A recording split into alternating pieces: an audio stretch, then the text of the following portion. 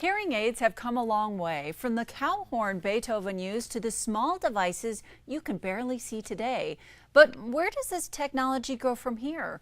Local audiologist Dr. Gnewikow gives us an educated guess. The hearing aid technology really has changed a great deal, and we've gone from analog to digital, and we've gone from hearing aids that were manual, you had to adjust, that squealed all the time, to automatic aids that take care of all that pretty much themselves. One of the big problems that we have is still the fact that when you're in a background noise situation, it's very difficult to hear with a hearing aid, even the very best ones you can get. Now, it doesn't mean they don't help, they do. Right. But what we do now is use directional microphones. We don't really do a whole lot with the processing. We do a little, so that if I look at a person, they'll be louder than what I'm not looking at. And it's the same principle that your minister would use with the directional microphone, so that you didn't hear the people around him as much.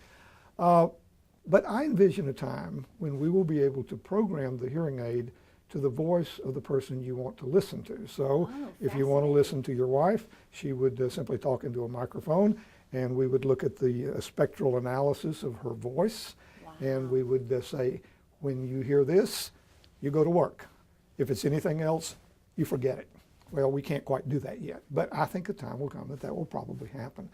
People always complain about batteries in hearing aids, and there are some rechargeable hearing aids. I'm not real big on it because it's almost as much trouble to charge them as just to put one in. But the time will probably come when we will have technology that will not require the types of batteries we use, or you might get much, much longer battery life. I think that can probably happen. As far as the new technologies with Bluetooth, and I've mentioned that in other sessions, but even now we're utilizing Bluetooth technology. So I can put a streamer on, and when my smartphone rings, it rings directly in my hearing aid, because we go from here to here to here. And I think these will get smaller. Now they used to be pretty big, and they had something around your neck. Now you can just pin them on. Probably in the not too distant future, you'll have something that's maybe not much bigger than this mic, or this little pendant that you'll put on, and we'll do that.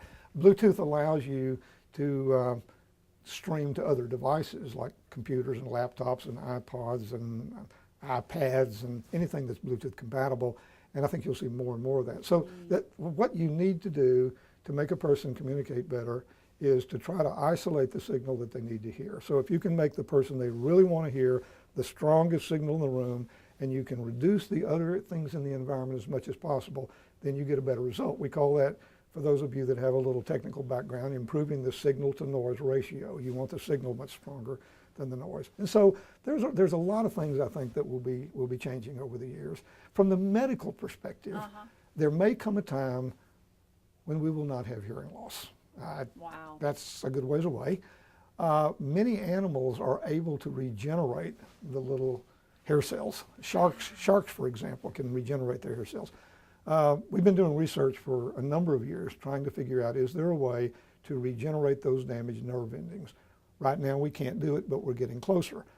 It is probably not going to be in our lifetime, but I suspect in the next couple hundred years we will be injecting stem cells into the cochlea, and we will regenerate the hair cells, we will regenerate the auditory nerve, and as a result people will be able to hear better. Now, will this happen? I have no idea, but that would be a prediction that I would have in coming years. But the bottom line is, most of us are not going to live to that point. And so, although technology has changed dramatically and there are some great things in the future that may take place, at this point in time, we have to take the technology we have, which is quite good, and do the best we can at this point in our lives to make our lives better. And currently, although surgery is available for some issues, it is not available for damage to the nerve. And so if a person has been to a physician and he said, you have nerve damage, we can't fix you, that is a true statement from the medical perspective. You can't regenerate the nerves, surgery will not work, other than the cochlear implant. That would be the exception. But at the same time, if you have enough nerve response that you can use some form of amplification system like a hearing aid, then there really is a lot of hope for people with hearing loss even today. And Audiology Hearing Aid Associates has 2 area locations, one on Langhorne Road in Lynchburg, 434-528-4245. Also in Danville on Main Street, 434-799-6288, and online at digitalhearingforyou.com.